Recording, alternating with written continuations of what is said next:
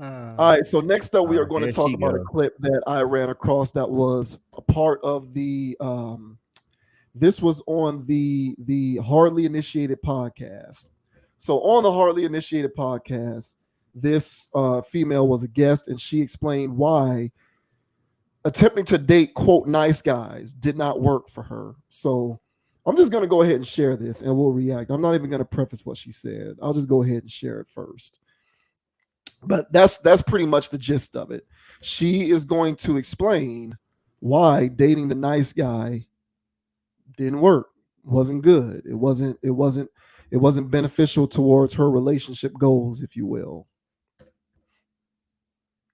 After all the bad boys that I dated, I thought, you know what? Let me just date the good guy. And that didn't work out because I felt like superior to him. There was no sexual polarity. It just didn't work out because I felt like I was the boss. I felt Was you? like Did you find yourself snapping on him and getting a little bit more disrespectful than you normally would? very. That's typically what happens. Yeah. And I did things to him that I wouldn't do to Katie. And it's unfortunate because he's a good guy. He didn't do anything to me. The problem was is that he didn't put me in my place when he should have, whenever that was supposed to happen. At some point in our relationship, he didn't put me in my place as the woman, as his woman, and he didn't show me that he can lead. So I felt like I was leading the entire household when it's really supposed to be him.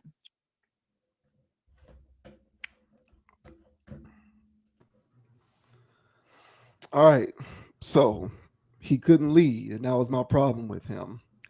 Uh, do you have any thoughts on what she said there? Do I have thoughts?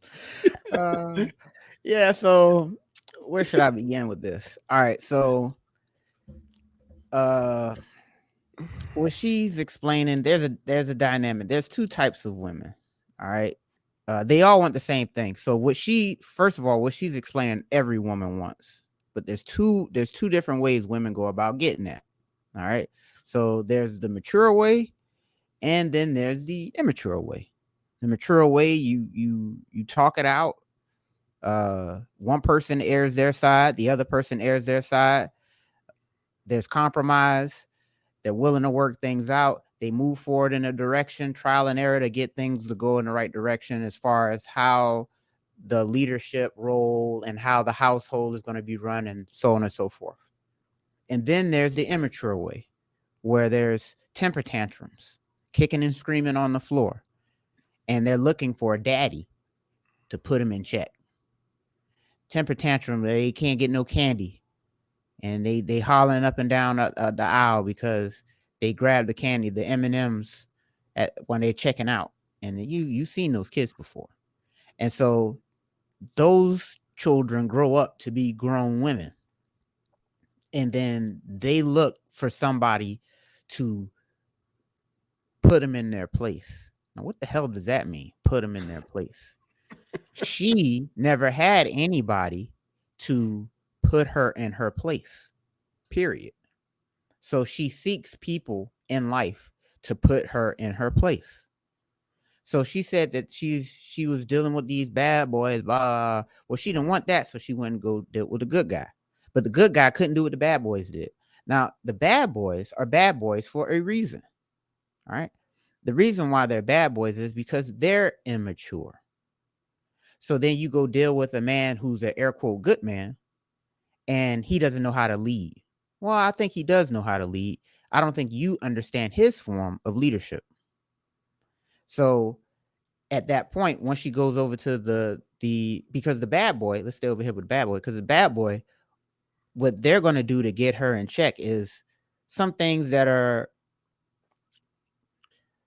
there's a certain air of I guess confidence or recklessness that she enjoys from the bad boy to get her in check, whatever that is, right? So she enjoys that, but the reason why he's doing that is because there's emotional immaturity there. The same reasons why she doesn't want to deal with them in the first place. So that she deals with an emotionally more responsible, mature person on the other side, but then she claims the opposite and says that, well, he doesn't know how to keep me in line. It's your job to keep yourself in line. It shouldn't be another adult's job to try to keep you in check, whatever the hell she's talking about. So I've got more to say, but I would just say that there's two all women do want leadership. I say that for sure, because from a man, that is a man's job, is to be a leader. But what form of leadership are you looking for? That depends on the level of maturity of the woman, I would say. But how about you, sir? How do you feel about this? Yeah, I concur. This is another one of that women speaking in code stuff Mhm. when they're using certain buzzwords Mhm. in order to seem sensible, but Mhm. what they're really trying to say is something that if they said what they're really trying to say, it might reflect poorly upon them. Mhm. Like Lori Harvey when she said, I forgot what she said. You know, I want to date with whatever she said, where basically she didn't want to publicly say, I like being sexually liberated and free to have as many sexual partners as I want.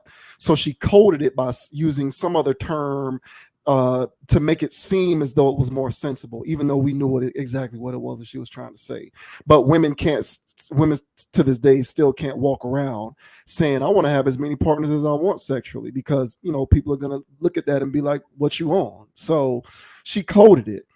And here's another one of these code words: leadership and lead. So yeah, you hit the nail right on the head. What do you define as leadership? That's the thing.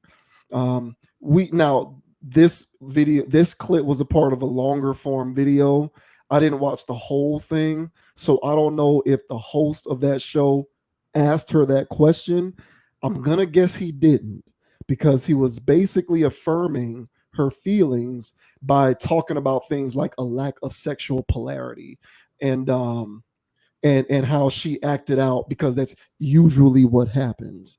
So it kind of seemed like he was affirming to her that the way that she felt about her relationship with the good guy was justified, instead of asking her to qualify what she means by leadership. So what specifically do you mean by leadership? And I get the feeling that women like her conflate leadership with a guy who is going to end an argument by grabbing you by the hair and throwing you across the table. No, seriously. So to her, I think that's what she means by leadership. Is if we having a fight or an argument, put me in my place. And what does put me in my place mean? Choke me lovingly and throw me over the table and give it to me. That's what she means by leadership. It's a toxic form of leadership. It's an immature form of leadership, as you suggested. But I do think that it has become more and more pervasive. I do think a lot of women nowadays interpret that as a typical form of leadership. And I think the reason why they interpret that as a typical form of leadership is because the men that they choose to give their time and attention to dole out leadership in such ways. So they've just internalized it as normal. Now, what the source of it is, I think your theory is good, that throughout their childhood and when they were in their developmental stages, whether it's a father or some other male mentor figure that would have been present in their life to show them the value of actual leadership, was not present. And so they came to glean whatever they learned from other toxic, dysfunctional men as actual leadership. That very well could be the reason why. I think another reason why, however, is because our culture has suggested that this is the way leadership works. Even women who did grow up with the right value sets, if they are exposing themselves to enough mind control on the internet, which tells them this is how a man should lead you, even they're going to believe that that is actual leadership as well. So I think there's multiple sources from which this came. It's upbringing, but it's also the internet and the messaging that you expose yourself to on a daily basis. But the key is the qualification of leadership. What exactly does that even mean? I think that the definition of leadership is different from, as you put it, the women who seek leadership in a functional way and the women who seek it in a dysfunctional way. But I do agree that they all seek it. That's 100% correct. They do all seek it, which is what makes things like modern feminism a complete and utter fallacy. which I'll have more on that in a second. But but yeah, I think they all seek it. It's just, what do you mean by it? And I think for chicks like this, they're into that. I think they've watched Baby Boy one too many times. They've watched a lot of these hood classics one too many times, and they've listened to one too many rap songs. And so now they believe that a man shows you leadership by, everything that I just said. Choke me, but do it because you love me, not because you're choking me. And, bend me over the table and throw me across the room. As Ari Fletcher said, when we talked about her one time, when she talked about her relationship with Moneybagg Yo a few months ago, she says she feels yeah, she says she feels like she feels the most, she feels like she loves it when Moneybagg Yo pulls his gun out on her. That's the expression of love that she looks for. Show me that you love me by pulling your gun out. That's the kind of dysfunctional narcissistic BS that we're dealing with. And so I feel like this chick just subscribes to that. And here's the thing about it. You'll never convince her that she's wrong in how she thinks. You'll never convince her that what she is thinking is incorrect. Her brain is already hardwired for her vagina to respond to toxic leadership. And you're not going to undo that hardwiring. So you might as well just cut your losses if you're a guy who encounters women like this, because it's a waste of your time. And then another thing, and this is the last thing I'll say before I let you back in. When did being a good guy, quote unquote, and being a leader become mutually exclusive? Like, when did we start doing that? We somewhere along the way here, we created this dynamic in which if you are a good man or an air quote good guy, then it must therefore inherently mean that you cannot put a woman in her place and lead her. Like, when did we arrive at that point? But that's what we've adopted. That's what we believe. And it speaks to what I believe is both the messaging and the upbringing. I think both of those things are at work simultaneously, and it's what's causing this kind of ideology to run rampant more and more and more. But trust and believe, being a good man or a good guy does not mean that you are devoid of leadership skills. It does not mean that at all. It does not mean that you have the inability to put anybody, much less your female, in her place. It just means, what does this individual think of when she thinks of the word leadership? Agree. And there's a fantasy man out there. They have some type of guy in their brains where, like you said, from influences, outside influences, of course, caregivers and stuff like that. That's number one. But then number two is whatever they choose to watch on TV, read in books or whatever about this fantasy man.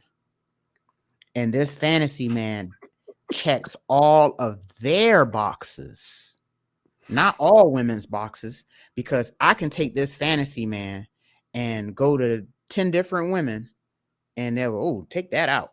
I don't want that. Remove that. There's a lot of, you know what I'm saying, similarities between them all, but there's still drastically different from woman to woman, I would say. And key components like leadership, but how does that present itself with this mystery man? And it doesn't live in reality. I tried to explain to women before through functional relationships that I personally seen in my life and the dysfunctional ones I've seen. Hey, this is how functional works. So there's boundaries. Surprise. You can't do that. You can't do that. That's highly not recommended.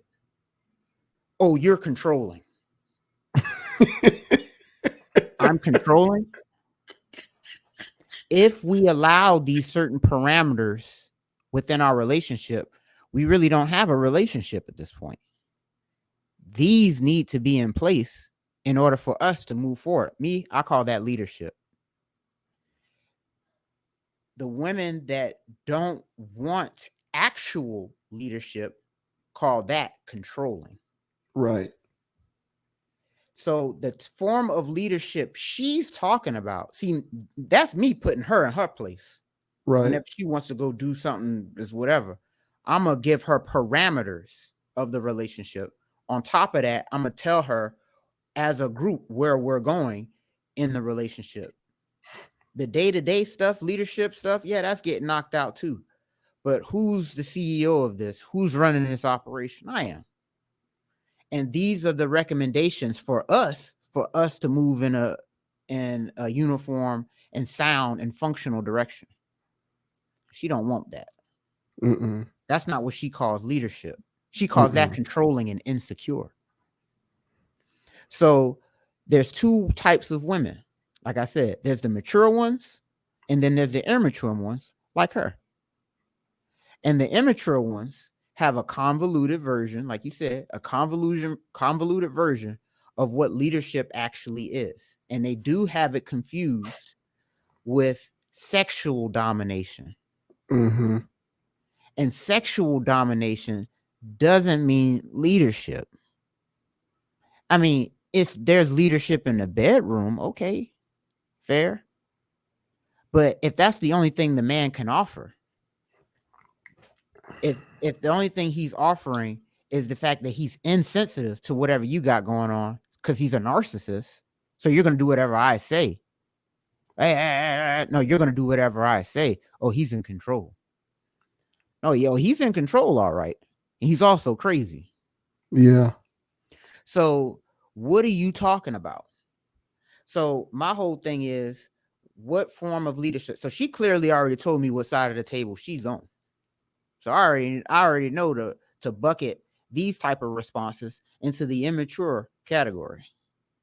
You know, and I would also argue, you say you dated bad boys. I'm talking about this woman. She said bad boys, plural, and gave a good guy a chance. So I don't know who this good guy was. Don't know where you found him. I don't know how many good guys you've tried, because not every good guy is a good guy. Again, and some narcissists.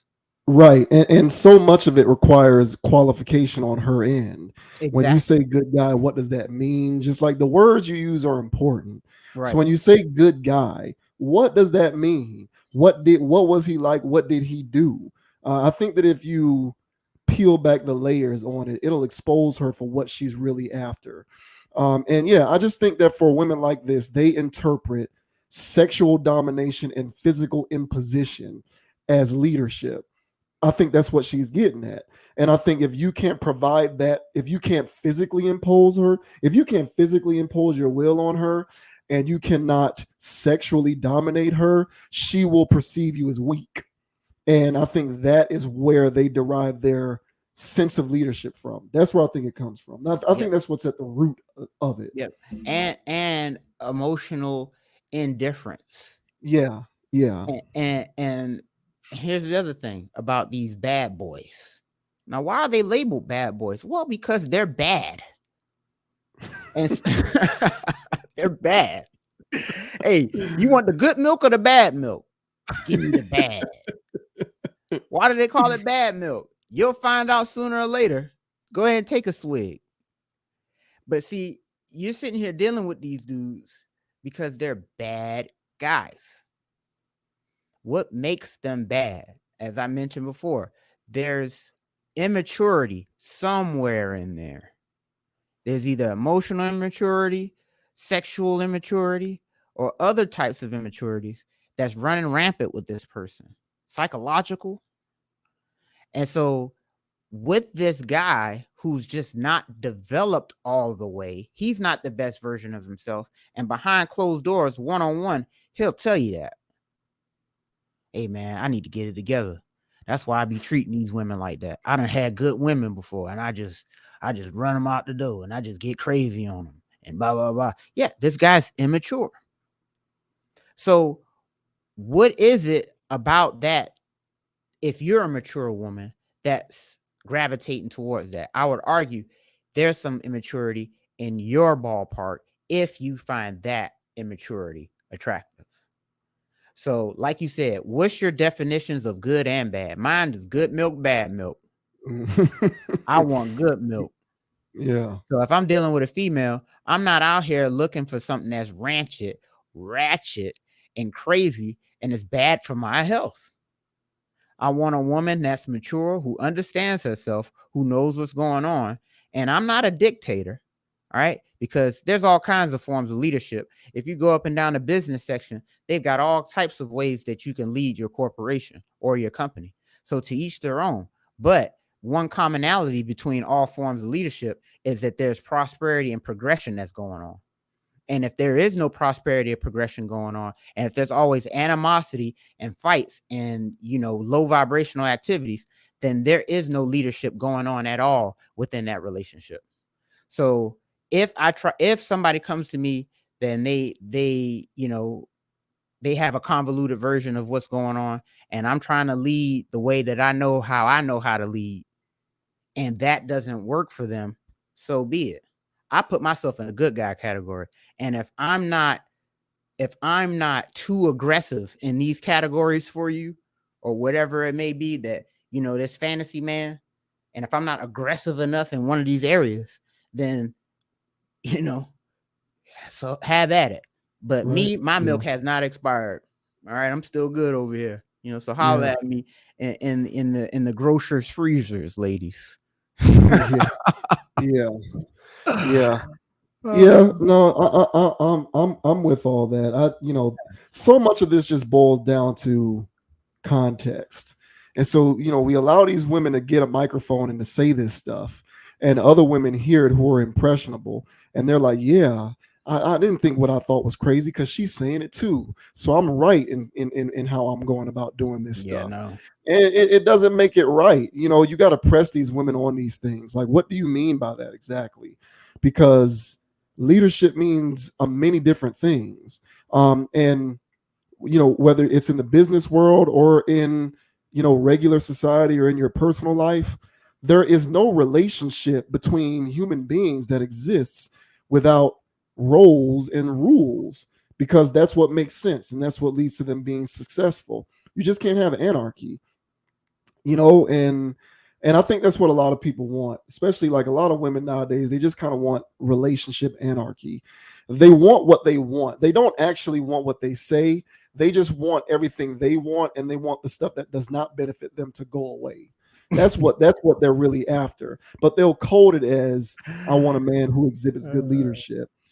Dating on my own terms. That's what Lori Harvey said. That was the way she coded. Just say I want to be, just say I want to be promiscuous, so I want to have as many sexual partners as I want and not be tied down to one guy. Like, at least that would have been more respectful. But saying dating on my own terms is coded language. But they kind of have to speak in code. But yeah, exactly. But since they don't, right? That's a universal language at that point. And so, the code speak. And so if the code speak, because they still don't want to come off, even the women that pride themselves in being sluts, the Amber Roses and stuff, they still speak in code. Because every woman, as much as she would like to claim that she is a whore, what's that girl that we talk about? Brittany Renner, for instance. She glorifies whore lifestyles, but she still speaks in code because there's still something in her that still thinks that's something more sluttier than what I'm doing. Yeah. And I'm not that, y'all. And it's like, no, girl, you passed that. You are that. You are that. You are that. And so every girl has their own definition of what they think a slut is. And so I'm not going to come off like that to y'all, because I'm not a slut. So even the ones that actually glorify slutdom will still sit there and speak in code. Yeah, it's crazy. It's wild. It's a survival thrust. And if they sit there and they actually say what's on their minds for real, it come out kind of like, whoa. A lot of people will have raised eyebrows and they'll back off, and it lowers her chances for mating. So in order to increase her odds, she has to put a veil up. So if you really can't know what she's about, you know what I'm saying? And so I get it. It's a survival thrust. But you nailed it on the head with this one. Clearly speaking in code. But like we said, bro, the code speak that she gave me at least spoke to immaturities. Sure. Yeah. Mhm. I don't think anyone who knows better is going to be fooled by that. But there's just increasingly more and more people who don't know better on both sides, men and women. So, Agreed. yeah, you need to check that stuff, people. Guys out there, these women start speaking these coded languages to you, talking about leadership and all of this other weirdo stuff that they like to throw out there, controlling, leadership, insecure, these buzzwords. That's a reflection on their mentality, not yours. So I really would suggest that you ignored it. Stay Because firm. they're not even saying what they think they're saying isn't even what they're saying. So it is what it is. But there you go. Be a leader, guys. Be a leader.